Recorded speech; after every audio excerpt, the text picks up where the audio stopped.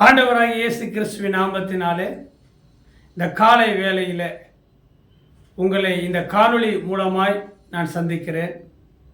ஒருவேளை நீங்கள் பார்த்து கொண்டிருக்கிற நேரம் காலை, மதியம், மாலை, இரவாக இருக்கலாம். ஆனால் நான் இந்த காணொளியை பதிவு செய்கிற நேரம் காலை வேளையாக இருக்கிறது. ஆகவே இந்த காணொளி உங்களுக்கு எந்த வேளையில் பார்க்க கிடைத்தாலும் நீங்கள் பார்க்கிற இந்த செய்தி, கேட்கிற இந்த செய்தியை கர்த்தர் உங்களை ஆசீர்வதிப்பார். வழக்கம் போல 40 நாட்கள் எங்களுடைய சபையில் தேவனுடைய சமூகத்தில் அதிகாலையில் நாங்கள் காத்திருந்து உங்களுக்காக, தேசத்துக்காக, ஊழியத்துக்காக, மூத்த ஆவிக்குரிய தகப்பன்மார்களுக்காக, தலைவர்களுக்காக, எல்லா மக்களுக்காகவும் நாங்கள் ஜெபித்து கொண்டிருக்கிறோம். இன்றைக்கு 4வது நாளாக நாங்கள் ஜெபித்து கொண்டிருக்கிறோம். பிரியமான அன்பின் பிள்ளைகளே, இந்த நேரத்தில் ஆண்டவராகிய இயேசு கிறிஸ்துடைய வார்த்தையை உங்களுக்கு நான் சொல்லும் பொழுது, இயேசு கிறிஸ்து நல்லவர் என்பது எல்லாருக்கும் தெரியும். அவர் நீதிமானாக இருந்தார் என்பது எல்லாருக்கும் தெரியும். நீதிமானுக்குத்தான் அநேக துன்பங்கள் வரும் இல்லை? ஆமாம் பாஸ்டர், உண்மையாகவே நான் ஒரு எறும்புக்கு கூட துரோகம் பண்ணுறதில்ல, காக்கா, குருவி, இதுக்கு கூட நான் துரோகம் பண்ணுறது கிடையாது. மனுஷனுக்கு நான் எப்படி துரோகம் பண்ணுவேன்? அப்படிப்பட்ட எனக்கு எவ்வளவு பேர் தெரியுமா பொறாமையில் பிரச்சனை பண்ணுறாங்க அப்படின்னு ஒருவேளை நீங்கள் நினைக்கலாம். பிரியமானவர்களே, நீதிமானுக்கு வரும் துன்பம் அநேகமாக இருக்கும்.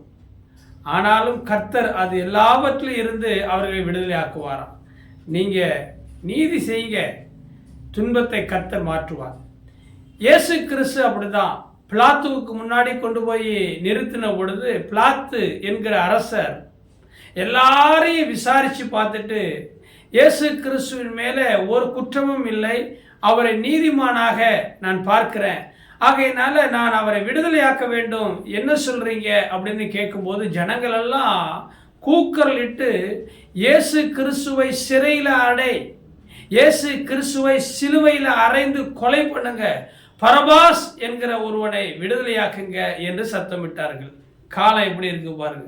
இல்லை, பாவம் ஒரு பக்கம், பழி ஒரு பக்கம். நம்ம நல்லது செய்கிறோம், நம்ம ஜெபிக்கிறோம், கெட்டு போகக்கூடாதபடிக்கு அவர்களை நல்ல வழியில் கொண்டு போகிறோம். ஆனால் நமக்கு தான் உபத்திரமும் வேதனையும் இருக்குது. இதை குறித்து மார்க்கு 15ஆம் அதிகாரத்தில் 9வது வசனம் என்ன தெரியுமா சொல்லுது?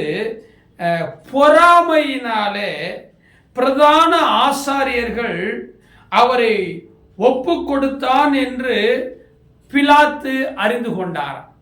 பொறாமையினால இயேசு கிறிஸ்துவை சிலுவையில் அறைய வேண்டும் என்று பிரதான ஆசாரியர்கள் ஒப்பு கொடுத்தாங்களாம். உங்களையும் அப்படித்தானே, உங்க புருஷனை, உங்க மனைவி, பிள்ளைகளை அப்படித்தானே சில பேர் பொறாமையினால ஒப்பு கொடுக்குறாங்க. பொறாமை என்ன தெரியுமா? அது ஒரு எலும்புரிக்கு நோய். மனுஷனுடைய உடம்புல பலனா இருக்கிறதே எலும்பு தான். இந்த பல்லு, இந்த உடம்புல இருக்கிற அத்தனை எலும்புகளும் தான் ரொம்ப சத்து, நினமுள்ளது, பலனா இருக்கும். அதனால தான் சிம்சோன் ஒரு பச்சை எலும்பு, கழுதையினுடைய பச்சை தாடை எலும்பை எடுத்து அடித்தான். அநேகர் சிதறண்டு போனார்கள். எலும்புக்கு அவ்வளவு சத்து, பலன் உண்டு. ஆனா பாருங்க, அந்த எலும்பு கூட அப்படியே உருகி போயிடுதான். காரணம் என்ன தெரியுமா? பொறாமை. பொறாமை. ஐயோ, இவன் நல்லா இருக்கிறானே, இவன் நல்லா ஜெபிக்கிறானே, பாடுறானே, துதிக்கிறானே, ஆராதிக்கிறானே, உண்மையா சத்தியத்தை பேசுறானே, வெளிநாட்டுக்கு போறானே, அரசியல் இருக்கிறானே, சமூகத்துல போலீஸ்ல நல்ல செல்வாக்கு, அரசாங்கத்துல செல்வாக்கு, இப்படியெல்லாம் மினிஸ்டர்கிட்ட செல்வாக்கு, வக்கீல்கிட்ட செல்வாக்கு இருக்குது. ஊர் மக்கள் எல்லாம் நம்ம என்னதான் அவனை குற்றப்படுத்தினாலும், அவன் சாட்சியை பொய்யாய் தப்பாய் சொன்னாலும் நம்மளை நம்ப மாட்டாங்களே, அவனை தானே நம்புறாங்க, அவன் பின்னாடி தானே போறாங்க, அவனுக்கு தானே எல்லாம் செய்யறாங்கன்னு சொல்லி பொறாமங்க.